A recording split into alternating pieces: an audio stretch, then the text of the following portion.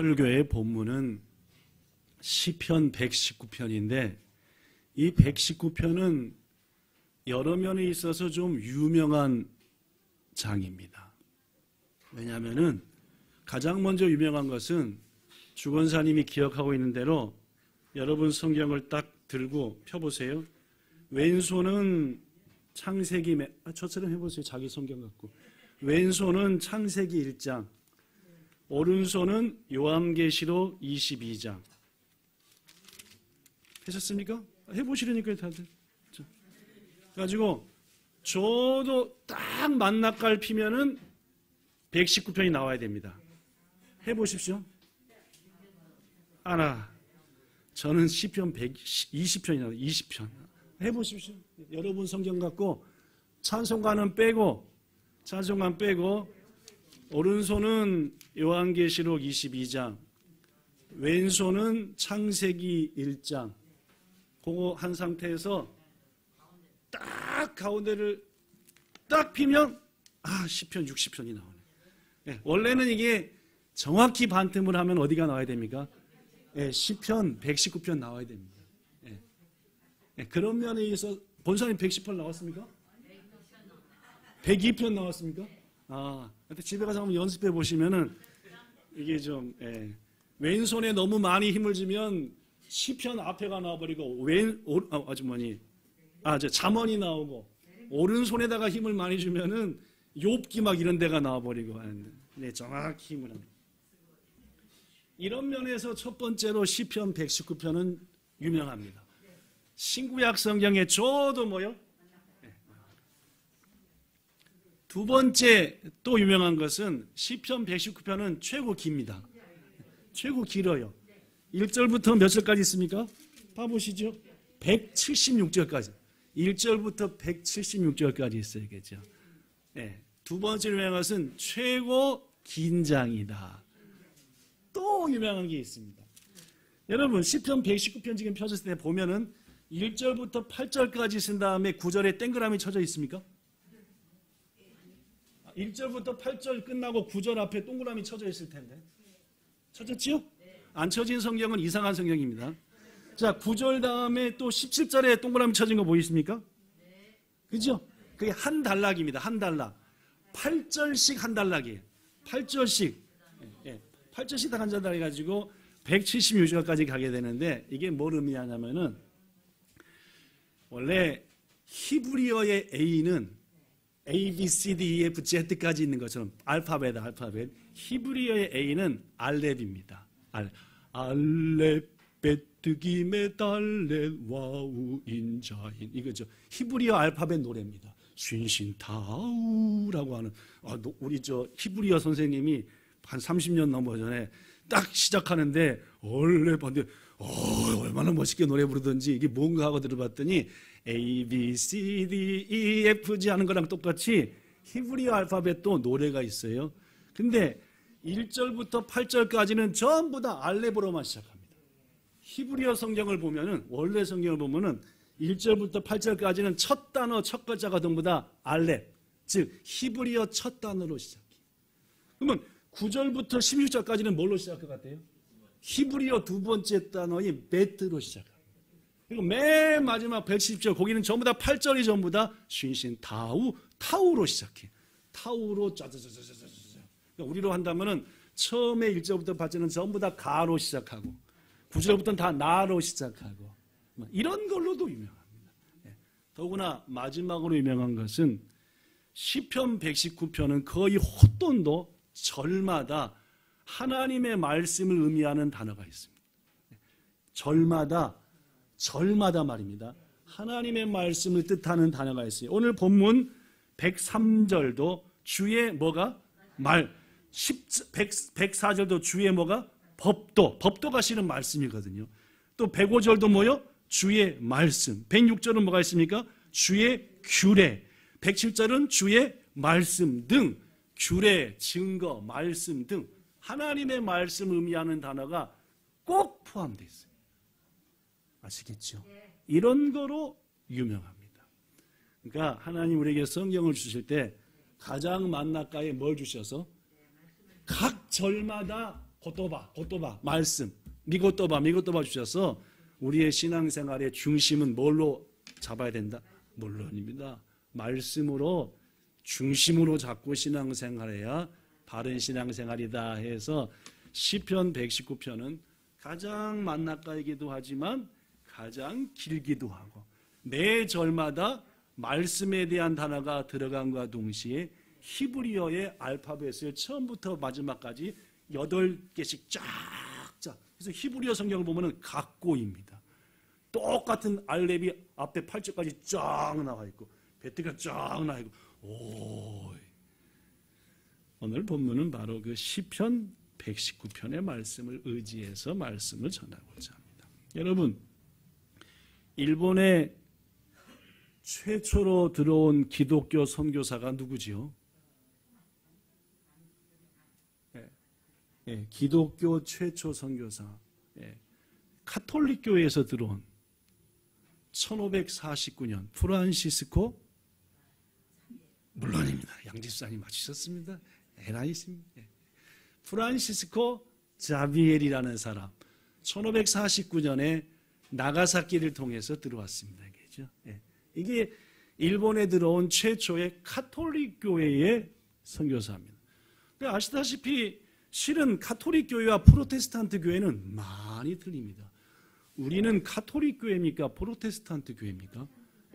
발음이 좀 버벅거리지만 개혁교회, 개혁한 교회, 즉 원래 믿음을 회복하자 하는 프로테스탄트 개혁교회입니다. 그죠? 그러면 개혁교회의 선교사는 언제 들어왔을까요? 카톨릭교회의 선교사는 1549년 프란시스코 자비엘이 들어왔는데 프로테스탄트 교회의 선교사, 즉 개혁교회의 선교사가 일본에 최초로 들어온 것은 페리가 누군지 아시죠? 페리 잘 모르십니까? 우리 로쿠시치넨마에 이즈로 교회 수양회를 갔을 때 차 타고 가서 페리 동상 안 가봤던가? 답사만 갔나 제가? 여기 모시고 와야 되겠다 해서 답사만 가고 여러분은 차가 막혀서 못 데리고 갔나 보다. 그렇네. 거기 페리 제독이 유명합니다. 미국의 군함의 최고 책임자 함장이 페리 제독입니다. 그죠? 그지 하은아? 하은이가 그렇다니까 그런 겁니다. 그죠? 그러면은 쇼각고 때도 배우고 중학고 때를 배운지는 모르겠는데 그때 일본이랑 미국이 화친 조약을 맺어가지고 그때부터 외국인들이 특히 미국 사람들이 일본에 올 수 있게 되었고 일본에 들어온 미국과 외국인들의 신앙생활을 위해서 드디어 일본에도 프로테스탄트 교회 선교사들이 들어오게 되었습니다. 그때만 해도 아직 일본인들에게 예수님을 전하는 것은 안 됐습니다. 1859년, 지금부터 163년 전인 5월 달에 미국의 존 리긴스 선교사, 6월 달에 체닝 윌리엄스 선교사, 그리고 1859년 10월 달에 유명한 제임스 헵번 선교사가 프로테스탄트 선교사로 일본에 들어왔죠. 특히 이들 중에 유명한 분은 헵번입니다. 밥찡에서 먹는 걸 뭔 반이라고 그러죠? 햇반. 그 햇반하고 친구입니다. 햇번. 따라해보죠. 햇번. 시작. 잊어버리지 않겠죠? 자, 일본에서는 햇번 발음이 어려우니까 해번 이렇게 했습니다. 일본 사람들은 해본으로 알고 있습니다. 정확한 의미의 발음은 햇번. 햇반하고 친구. 햇번. 시작. 무적이 중요한 사람이니까 외우라고 자꾸 하는 겁니다. 그죠? 햇번. 햇반의 친구. 햇번. 조금 전에도 얘기했지만 당시는 아직 일본인들에게 예수님을 전하는 것이 법적으로 금지되어 있습니다. 고로 이분이 와서 교회가 없으니까 어디에 머물게 되었냐면 요코하마의 조부츠지라고 하는 조부츠지, 한국말로 하면 성불사입니다. 저 조부츠지가 숙소였어요. 자기가 잠자는 곳입니다. 선교사가 어디서 잤대요? 절에서 주무셨으니까 좀 재밌죠, 그죠? 잠을 자던 중에 이분은 특별히 어떤 선교에 중점을 두냐면 첫 번째가 의료 선교였습니다. 의사 선생님이었어요. 그러다 보니까 넓은 오데라가 조부츠지 건너편에 보이더래요. 그 오데라 이름이 뭡니까? 소꼬지라고 하는, 한국말로 하면 종흥사 소꼬지라는 오데라를 보고 찾아갔습니다. 내가 보니까 이 나라에 이것저것 병든 환자가 많은데 나는 의사요. 당신들을 좀 고쳐주는데 힘을 기르고 싶으니 오데라의 게나이에다가 경내에다가 텐트를 하나 쳐가지고 진료소를 좀 하고 싶소 했더니 속이 있는 소꼬지의 스님들이 좋소 해가지고 오데라 안에다가 진료소를 만든 겁니다. 이 무슨 번? 네, 햇번 선교사는 뭐가 전문가였냐면은 뇌개과, 노개과가 전문가였어요. 뇌수술하는. 그래서 와가지고 병원을 차려놓고 보니까 너무너무 아픈 분들이 많아서 뇌수종 수술, 하크나이쇼, 백내장 수술, 그 다음에 등창으로 죽어가는 사람 다 깎아내는 수술, 또 피 질질 흘리는 저같이 그저 옛날에 치질 수술, 뭐 별 수술. 하여튼 수술이라는 수술은 샘모는 뭔데? 뇌인데 눈부터 시작해서 여러분 생각해요. 지금이야 백내장 수술을 간단하게 하지만은 지금부터 160년 전의 말입니다. 백내장은 눈을 뭐 하는 겁니까? 못 보는 거죠. 그런데 보게 수는 얼마나 고마웠겠어요. 뭐 사람들이 계속 그럼 어떻게 해요? 예수님 이름으로 기도해 주면서 의사로서 복음을 조금 전하면서 말입니다. 그죠? 하는. 이 햇번은 일본 분들의 병만 고친 게 아니었습니다. 인재들, 그 중에 온 사람 중에 똑똑한 사람들, 할머니를 데리고 왔는데 젊은이가 참 시크하게 그러면 불러가지고 어떻게 해요? 당신 나를 통해서 의사하는 일을 좀 배워보고 싶지 않냐 해서 의사할 수 있는 사람, 즉 의료진을 양성했습니다. 자기가만 고쳐준 게 아니라 젊고 똑똑한 사람들을 모아가지고 의사가 되는 방법들을 이모양저모로 알게 해서 이 햇번에 대해서 일본에서는 근대 일본 의학의 기초를 쌓은 분이다라고 말합니다. 지금은 근대지만 당시는 최현대였습니다. 당시에는 지금으로 볼 때는 160년 전이니까 근대지만 당시로 볼 때는 최신 의학 기술과 학문을 일본인들에게 가르쳐주는 일을 한 사람이 무슨 번? 햇번이었다는 말. 그래서 요코하마를 중심으로 한 주민들이 병에 났지, 안 보던 걸 보게 됐지, 피 쏟던 걸 안 쏟게 됐지, 죽어가는 걸 살렸지 하니까 너무 감사해서 그 절에다가 뭘 했대요? 비용을 모아가지고 공적비를 쌓대요. 이분이 우리에게 이렇게 은혜를 베풀었다. 한 학자가 거기 가봤더니 저는 아직 못 가봤는데 그 책을 보고 아는데 거기 있는 여러 비 중에서 햇번의 공적비가 가장 크고 멋있게 했대. 그 정도로 뭐 했다? 고마웠다라는 말. 이 햇번은 그 일만 한 게 아닙니다. 이제 지금은 이렇게 병을 고쳐주면서 조금밖에 예수를 못 전하지만은 곧 이 일본이란 나라가 복음의 문을 열어서 이제 예수님을 전해도 되게 될 것이다. 자, 그렇다면 그날이 왔을 때 뭐가 가장 필요할까? 뭐가 가장 필요할 것 같아요? 물론입니다. 그죠? 책, 성경 맞습니다. 누구 나라 말로 된? 일본 말로 된 성경이 있어야지 이분들에게 나눠주면서 이 말씀 이런 뜻이요 라고 그죠? 하지메니 카미와 덴치오 주쿠라랬다 이런 식으로 이 나라 말로 된 성경이 필요하겠다 해가지고 이분은 뭣도 어학에 관심이 많았습니다. 의사이기도 했지만은 어학에 관심이 많아서 자, 일본어로 된 성경을 만들자 해서 먼저 한 것이 뭐냐면은 일본어 사전을 만들었습니다. 일본어 단어를 딱 하면은 뭐가 나와 뒤에요? 영어가 딱 나오게 일영사전을 만든 거예요. 최초로 1867년 햇번이 일본어와 영어를 바꿀 수 있는 사전을 만든다. 그것을 바탕으로 1872년 신약 성경 중에 가장 말씀이 깊은 마가복음을 일본어로, 그 다음에는 요한복음. 1800입니다. 이거 잘못 썼네. 그 주보에 1900인데 이게 1800입니다. 제가 어저께 타이핑하다가 마지막 틀렸나. 1873년에 마태복음. 그리고 1888년 그가 일본에 들어온 지 약 29년 만에 신구약 모든 성경을 창세기부터 요한계시록까지 일본어로 완성해서 책으로 발간한 거예요. 햇번의 첫 번째는 의료의 기반을, 두 번째는 하나님의 말씀으로 선교의 기반을 해서 일본 교회가 군국주의에 무릎을 꿇고 전쟁에 찬성이요 하고 진리를 바꿔버리기 전까지만 해도 일본 교회는 햇번 등이 번역한 성경 중심의 신앙생활을 했다. 이게 더구나 이 햇번 선교사는 가르치는 재능도 있었습니다. 병을 고치는 재능에 어하게 가르치는, 특히 누가 잘 가르쳤냐면 자기 부인이요. 햇번 선교사의 부인 사모님이 가르치는 게 있어서, 여보, 우리 이것을 성경을 만들지만 말고 아예 가르치는 학원을 하나 차립시다.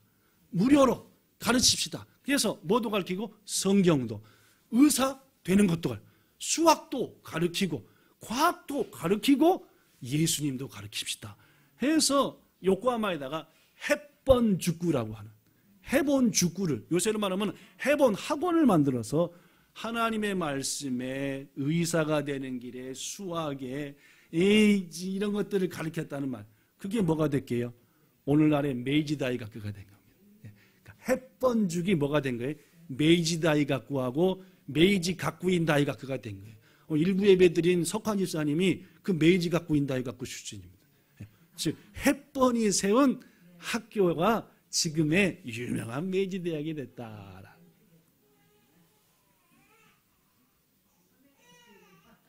예. 목소리가 너무 컸나 보다, 그죠?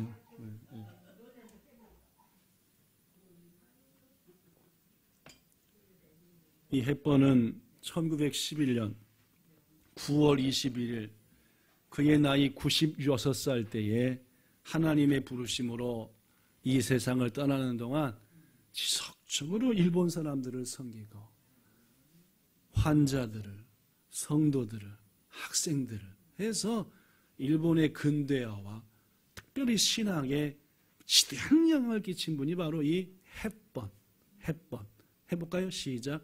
햇번 선교사였다는 말이에요. 사랑하는 성도 여러분, 여러분과 저도 제임스 햇번 선교사님처럼 이 땅에 보냄을 받았습니다. 부디 이 땅과 이 땅의 사람들과 이 땅의 각 분야를 위해서 이 모양 저 모양으로 헌신해서 하나님의 영광을 나타내고 이 땅에 기여할 수 있는 여러분과 저 우리의 후손들이 꼭 되기를 예수님 이름으로 축복합니다. 일본의 햇번이라고 하는 하나님이 보낸 특별한 선교사가 있다고 한다면 한국에도 그런 선교사들이 즐비합니다. 그 중에 제가 여러분에게 7, 8년 전에 소개했던 한 선교사가 토마스 선교사입니다. 토마스, 원래 이름은 로버트 저메인 토마스입니다. 이분은 1840년 9월 7일 날 영국의 웨일즈, 아까 햇번 선교사님은 미국에서 왔고 이 토마스 선교사는 영국에서 왔습니다. 목사님의 아들로 태어난 토마스 선교사는 너 커서 뭐 할 거야? 하면 뭐라고 대답했냐면 예수님을 전하는 전도자가 될 거예요 라고 했대요. 어려서부터 아버지를 존경했나 봐요. 그러던 중에 그가 신학교 가서 열심히 전도자가 되기 위해서 공부하던 23살 때 1863년 그가 공부하는 신학교에 아시아에서 선교하는 선교사님이 왔습니다. 간증을 하는, 강연을 하는 거예요. 그걸 듣는 순간 토마스 마음에 가슴이 쿵탕쿵탕. 아, 하나님이 나를 아시아로 가라고 하는구나. 아시아로 가라고 하는구나 해가지고 요시 알겠습니다 하나님 하고 기도한 가운데 약혼녀와 즉 자신과 결혼을 약속한 사람과 마음이 하나 되어서 드디어 어디 가기로? 아시아로 오기로 결정을 했습니다. 1863년 6월 4일 그의 고향 하노바, 이 웨일즈의 하노바라고 하는 것은 전 세대가 50세대가 안 되고 전 주민이 150명이 안 되는 조그마한 마을이에요. 거기에 있는 조그마한 교회가 이 토마스 선교사의 출신지 교회인데 거기서 파송 예배를 드리고 목사 안수를 받고 드디어 배를 타고 중국으로 왔습니다. 한 달 걸렸대요. 요새는 비행기 타고 금방 오는데 그때만 해도 영국에서 중국 상하이까지 오는데 한 달이 걸리더래요. 근데 준비하는 과정 가운데 결혼도 했는데 아내 캐롤라인이 뭘 했어요? 임신을 한 거예요. 그런데 이 캐롤라인이 원래부터 몸이 좀 약했답니다. 얼마 동안 배 타고 왔다고요? 한 달 동안. 멀미란 멀미는 다 한 거예요. 입덧도 찾아온 거예요. 그나마 중국 상해에 내렸는데 먹는 거 뭐 전혀 안 맞는 거예요. 어떻게 될게요? 돌아가셔 버렸어요. 23살 때 결혼해서 선교하려고 중국 땅에 왔는데 오는 길에 아내와 도착해서 태중의 생명과 함께 죽어버리고 말았다. 토마스 선교사는 충격을 받았습니다. 몇 살? 23살이에요. 23살이면은 하민이보다도 한 살 어린, 2살 어리나 이제 한 살 어린, 한 살. 그러니까 얼마나 충격이 컸겠습니까? 사표를 썼습니다. 자기를 파송한 런던 선교부에다가 나 도저히 이 마음으로 뭐 못하겠습니다. 선교사 못하겠습니다. 그냥 이 땅에서 취직해서 살랍니다. 이 토마스 선교사 토마스도 언어에 특별한 게 있어서 이 나라 저 나라 말을 할 수 있었습니다. 그래서 세관에 세금을 받는 세관에 통역관으로 취직을 했대요. 죽어라고 일했답니다. 뭐 하려고? 잊어버리려고. 사랑하는 아내 캐롤라인. 얼굴도 보지 못한 태중의 생명 잊어버리려고 죽어라고 이러고 누구 원망하면서요? 하나님한테 원망하면서. 선교하러 왔더니 왜 오는 길에 아내를 데려가 버리십니까? 왜 자녀를 데려가 버리십니까? 하면서 낮에는 시간만 있으면 울고 울지 않고 잊어버리려고 일만 열심히. 근데 하나님께서 그 토마스에게 몇 명의 사람을 보냈습니다. 첫 번째 보낸 사람. 이쪽 북쪽으로 와서 일을 하고 있는데 때마침 조선에서 동지사들이 중국에 찾아온 거예요. 동지사가 뭐냐면은 동짓날, 즉 추운 12월 말에 그 해 동안 거둬들인 곡식과 여러 가지 것 중에 가장 좋은 것들을 모아가지고 중국에 있는 임금님한테 우리 조선이랑 사이좋게 지냅시다 해가지고 높은 신하들이 그것을 가지고 즉 귀한 한 해 동안 거둔 거 가지고 바치러 오는 게 조선 동지사였습니다. 그 동지사가 세관을 통과하면서 토마스랑 대화를 하게 되면서 이 토마스가 지금 조선이라는 나라에 예수님 믿는 사람들이 많아지고 있는데 그들이 박해를 받아 수없이 죽고 있다는 소식을 들었어요. 그 소식을 듣는 순간 마치 신학교 졸업반 때에 선교사님 통해서 아시아 얘기를 들을 때보다 더 큰 충격이 다가오는 거예요. 내가 저 조선인들을 위해서 한 번도 본 적도 없지만 뭔가 위로가 되고 힘이 되는 게 없을까 하고 기도하는데 뭐가 생각나는 거예요? 성경을 보내자. 뭘 보내자? 아까 누구처럼? 뭔? 이은영 집사님만 잔뜩 기억하시는구나. 햇번처럼 성경이 필요하겠다. 직접 가서도 해야 되겠지만은 성경을 보면 여기에 하나님의 사랑이 있고 하나님의 위로가 있고 그분의 우리를 향한 계획이 있고 조선 사람들도 이 성경을 보면 위로가 안 되겠느냐 이런 마음이 들기 시작하는 거예요. 그 마음이 딱 드는 며칠 후 친구가 찾아왔어요. 그 친구의 이름은 누구냐면은 스코틀랜드에서 오신 윌리엄슨 선교사였어요. 윌리엄슨 친구 선교사가 찾아오면서 혼자 온 게 아니라 2명을 데리고 온 거예요. 상투 메고 이거 메고 상투 쓴 사람이에요. 어느 사람이요? 조선 사람이에요. 이름이 있어요. 누구랑 누구래요? 누구랑 누구? 김좌평하고 최선일. 예, 김가하고 최가 둘을 데리고 왔는데 이분들은 어떤 분들이냐? 조선에서 신앙 예수님을 믿게 되었는데 너무 박해가 심하니까 목숨을 건지기 위해서 중국으로 뭐 한 거예요? 도망쳐 온 거예요. 그러다가 윌리엄 선교사를 만나게 됐고 그 김좌평 최선일을 데리고 저들에게 성경을 어떻게 해야 되지 않을까 하는 토마스한테 딱 데리고 온 거예요. 누가 하신 일이에요? 물론입니다. 김좌평과 최선일을 바탕으로 토마스는 어느 나라 말을 배웠겠어요? 아시기도 잘하십니다. 그죠?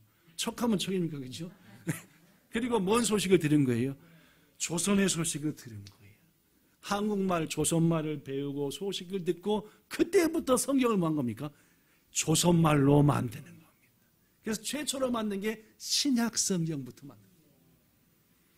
그리고 1865년 9월 4일 그의 아내 캐롤라인이 죽은 지 2년 조금 못 됐을 때 얼마나 열심히 한지 아시겠죠? 지난 2년간 얼마나 열심히 성경을 번역하고 만들고 편집하고 해가지고 2년째 안 된 그의 나이 25살 때에 마침내 성경을 배에다 잔뜩 싣고 제1차 조선 선교의 길에 오릅니다. 이렇게 온 토마스는 조선에 온 첫 개혁교회, 프로테스탄트 교회 선교사였어요. 처음으로 들어온 프로테스탄트 교회 선교사. 일본의 햇번보다 6년 지난 이었어요. 일본 햇번 등이 온 때보다 6년 늦게 조선의 최초의 외국인 선교사, 프로테스탄트 선교사, 가톨릭 말고 들어온. 한편 10일 만에 그는 황해도의 창린이라는 섬에 도착을 했고 좀 밑에 내려가서 백령도, 지금의 백령도입니다. 거기에 다니면서 2개월 반 동안, 즉 약 50일, 2개월 반이니까 60일, 75일 정도 동안 성경을 곳곳에 나눠주면서 예수님을 전했습니다. 한양으로 바로 올 작정이었는데 때마침 9월 달이니까 태풍이 왔어요. 그래서 하나님의 뜻이 아닌갑다 하고 일단 중국으로 물러났습니다. 다시 배를 뭘로 채웠을까요? 성경으로 가득 채웠습니다. 자, 이번이야말로 가자 했는데 역시 한양으로 못 가고 이번에는 평양으로 가게 된 거예요. 예, 한양을 가려고 했는데 평양으로 가게 됐어요. 뭐 그때만 해도 뭐 기타 조선이 있는 시대가 아니니까 말입니다. 그죠? 그래서 평양으로 가. 당시 한국은 조선은 대원군이라는 분이 있었는데 사국구라고 해가지고 쇄국 정책입니다. 가이국구지는 들어오면 안 된다는 거죠. 꽉 문다고. 근데 이때 두 번째 올 때 토마스는 제너럴 셔먼호라고 하는 배를 타고 와요. 미국의 상선이지만 실은 전투함입니다. 미국이 와가지고 조선 문 열어! 마치 페리가 와가지고 일본 문 열어! 하는 것처럼 똑같이 제너럴 셔먼이라고 하는 배를 타고 와가지고 조선을 막 압박하는데 이 토마스는 그 배를 이용할 수밖에 없어서 통역관으로 그 배에 탄 거예요. 성경을 가득가득 준비해가지고 말이에요. 대원군은 명령했습니다. 어떤 호재기 배들도 우리의 바다, 우리의 강에 한 발짝도 못 들어온다. 그런데 억지로 힘을 바탕으로 제너럴 셔먼호는 그냥 대동강을 타고 올라왔습니다. 쓰는 곳마다 토마스는 내려서 평양 사람들에게 성경을 나눠줬죠. 점점 배는 대동강을 타고 올라 만경대라고 하는 만경대라는 데까지 도착하게 됐습니다. 그 순간 배가 덜컥 걸려버린 거예요. 수심이 낮아가지고 배가 걸려버린 겁니다. 조선 쪽에서 협상 대표가 왔습니다. 그런데 이 제너럴 셔먼호의 선장이 협상 대표로 온 이익현이라는 사람을 협상하는 척하면서 인질로 잡아버린 거예요. 이 협상만 하면 협상만 해야 되는데 룰을 깨트려 버린 겁니다. 누가 열받았습니까? 조선군이 열받았습니다. 명령이 내려왔습니다. 당장 모든 수단을 동원해서 저 배를 침몰시켜라. 명령을 받았지만 처음에는 제너럴 셔먼호에 있는 무기가 강했습니다. 대포에 총에 포탄에 막 하다 보니까 조선군이 어떻게 할 수가 없었어요. 그러나 배에는 뭐가 있어요? 한계가 있어요. 무슨 말인지 알겠죠? 아무리 포탄을 많이 준비하고 총을 많이 준비했어도 한계가 있잖아요. 쓰고 나니까 이제 있어요, 없어요? 이때부터 조선군의 대공세가 시작됐어요. 총, 불화살, 대포가 망경대 부근의 좌초에 있는 제너럴 셔먼호에 순식간에 배가 불바다가 됐어요. 그 나이 있는 토마스 선교사도 맨 처음에는 선장을 꾸짖었습니다. 왜 이렇게 룰을 어깁니까? 그러나 이미 벌어진 일. 한 손에는 백기를 들고 항복이다. 또 한 손에는 성경책들을 들고 뒤에 배낭에다가는 성경을 가득 채우고 최치량 등에서 배운 무슨 말? 한국말로 예수를 믿어야 됩니다. 난 이것 때문에 왔습니다 하고 성경을 나눠주기 시작했습니다. 그러나 잠시 후 토마스 역시도 조선군에게 붙잡혔죠. 평양감사가 명령합니다. 박춘권이라는 사람한테 저 사람 저거 무슨 책 나눠주는 사람 당장 참수하라. 참수가 뭡니까? 목 잘라 죽이는 거예요.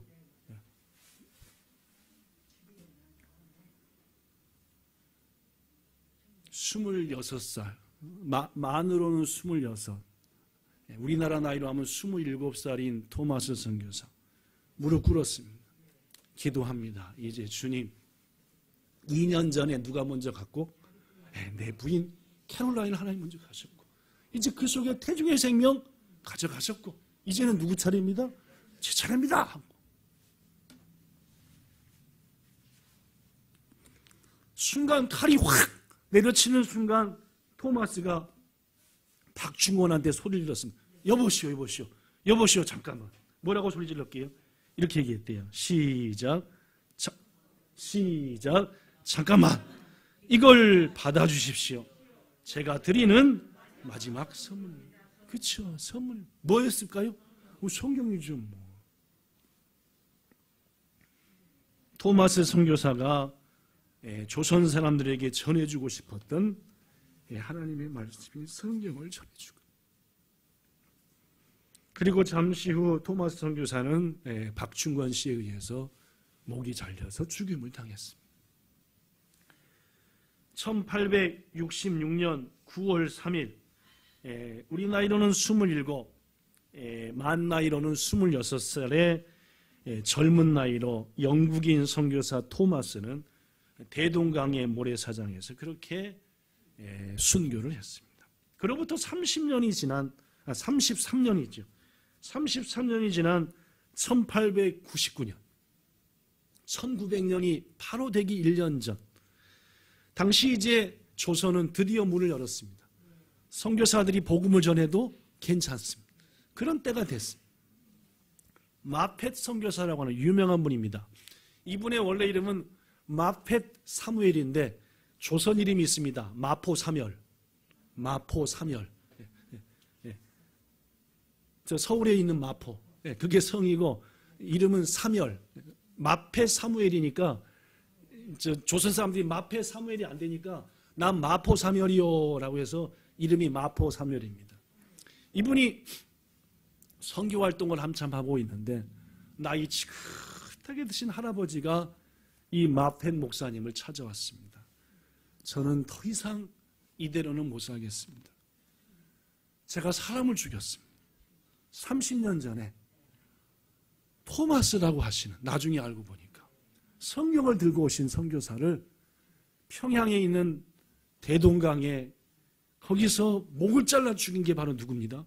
저입니다. 제가 바로 박충권입니다. 회개합니다. 눈물로. 그때 토마스 선교사님이 돌아가시기 전에 저에게 주신 마지막 선물 그게 성경인데 지난 30년간 읽어도 내 마음이 너무너무 아프고 괴롭고 그래서 마포사멸 선교사를 찾아옵니다. 어떻게 할게요? 구원받고 훗날 장로님까지 돼서 초대교회, 한국의 초대교회 역사를 일으켰어요. 그렇습니다. 토마스 선교사는 순교했지만 그가 전한 성경은 한 영혼을 살린 겁니다. 그뿐 아닙니다. 박영식이라고 하는 사람은 토마스 선교사가 목 잘려 죽을 때 옆에서 있었어요. 옆에서. 근데 탁 죽는 순간 그 가방에서 성경책들이 팍 튀어나온 거예요. 한 권을 딱 봤더니 와, 종이 좋다. 종이가 좋은 거예요. 너무너무. 갖다 쓰기 몇 권 더 챙겼어요. 집에 왔대요. 제가 얘기한 얘기죠. 이 종이를 어디다 쓸까? 이게 뭐라고 써졌는데 뭐 하나님이 어떻고 뭐 어떻게 했어요? 벽지. 천장에도 성경, 벽에도 성경, 바닥도 성경. 눈만 뜨면 뭐가 보여요? 근데 성경이 보이기만 한 게 아니에요. 마음속에 들어오는 거예요. 쿵당. 견딜 수가 없어요. 선교사를 찾아갔습니다. 우리 이 집을 하나님께 드립니다. 평양에 세워진 널다리 교회라는 교회가 성경청 주소가 가지고 자기 집에 벽지로 쓴 사람이 세운 교회. 유명한 초대교회. 홍신길은 성경을 주워서 변화되어 대동문의 교회를 세웠고, 또한 그 동생도 똑같이 믿어 장로가 되었고, 김영섭 역시 굴러다니는 떠댕기던 성경 주워서 장로가 되었고, 황명대는 제너럴 셔머너가 불탈 때 예수 믿으세요 하는 토마스 선교사 얘기가 너무너무 귀에 들어와가지고 성경 봐서 예수 믿어서 역시 초대교회 신자가 돼요. 20대 후반의 나이에 조선 땅에서 목숨은 버렸지만 수많은 사람들이 그가 전한 메시지, 특히 성경을 받았고, 그 결과 한국은 성경 중심의 교회, 지금까지도 가장 성경을 사랑하는 나라로 세계 속에 이름을 가지게 되었다. 성도 여러분, 우리 본향교회도 하나님의 말씀인 성경을 사랑하는 교회, 이 성경의 말씀대로 살아 그 능력을 체험하는 교회, 그리고 그 능력을 체험했기에 이 성경을 필요로 하는 세계 많은 사람들에게 나눠주고 전하는 교회가 돼야 된다. 이게 7, 8년 전에 제가 여러분에게 전했던 메시지였고, 고로 우리 교회는 그때부터 지금까지 토마스 성경 헌금이라고, 어떤 분은 500엔, 어떤 분은 1000엔, 2000엔씩 매달 헌금함으로 지금까지도 이곳저곳에 성경 말씀을 전해요. 이 귀한 일을 이어가고 있습니다. 말씀 마칩니다. 지난 주일은 성서주일이었습니다. 성서주일, 즉 성경을 기억하는 주일. 1804년 영국 교회가 세계 최초로 성서주일을 지켰습니다. 무슨 말이냐? 더 많은 사람에게 생명의 말씀인 성경을 전달하고 읽을 수 있도록 기도하고 헌신하자, 이겁니다. 성서주일은 더 많은 사람들에게 성경을 전하고 그들이 읽어 구원받게 하자, 그걸 위해서 헌신과 기도하는 주일로 삼자. 이게 성서주일. 한국교회도 1800년대 후반인 1899년부터 지금까지 100년이 훨씬 넘도록 성서주일을 지키고 있습니다. 사랑하는 성도 여러분, 사도행전의 베레아 교회의 성도들은 하나님 말씀을 들을 때에 기쁨으로 받고, 그 말씀이 그러한가 또 확인해보고 살펴보고 순종해서 말씀의 능력으로 충만한 교회였어요. 그랬더니 하나님께서 그 교회에 귀부인들, 지식층들을 막 보내주셨습니다. 왜요? 성경을 체험해서 성경을 전하니까 성경을 읽고 깨우친 지식층들이 막 모여요. 우리 교회도 이 땅에 일본의 지식층들, 그들에게 하나님의 말씀을 증거할 능력을 가져야 됩니다. 그러기 위해서는 먼저 우리가 말씀대로 순종하여 말씀의 맛을 느껴야만이 그들에게 말씀에 대해서 설명할 수 있지 않겠습니까? 오늘 본문은 말합니다. 주의 말씀의 맛이 내게 어찌 그리 단지요? 꿀보다도 더 답니다. 이 말씀이 여러분과 우리에게 체험되어지기 바랍니다. 제가 얘기했잖아요. 고등학교 때 3년간 교회에서 드리는 모든 예배를 다 드렸다고요. 새벽 예배 7번, 금요 예배, 수요 예배, 주일날 아침 일찍부터 저녁까지 드리는 모든 예배를 다 드렸어요. 왜요? 목사님이 전한 말씀이 이렇게 단지요. 너무너무 달고 너무너무 맛있고. 여러분, 우리에게도 이런 은혜가 있기를 바랍니다. 그 은혜를 체험해야만이 이 말씀이 단 걸 알아서 사람들에게 나눠주고 싶은 마음이 생기는 거죠. 그냥 공짜로 말입니다. 이 일을 감당하는 우리 교회가 되어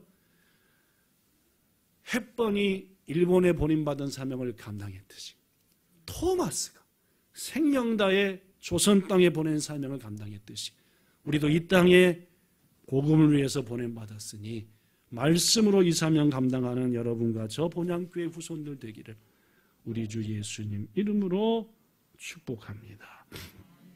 좋으신 하나님, 지난주는 성서주일이었습니다. 이 성경이 있었기에 종교개혁이 일어났고 이 성경이 있었기에 교회가 바로 섰으며 이 성경이 있었기에 이 땅과 조선도 성경 중심의 신앙을 가지게 되었습니다. 그것을 이제 우리들이 이어가는 사명을 감당하고자 하오니 먼저 성경의 은혜와 능력을 체험하는 우리들 되게 해 주시옵소서. 예수님 이름으로 기도드리옵나이다. 아멘.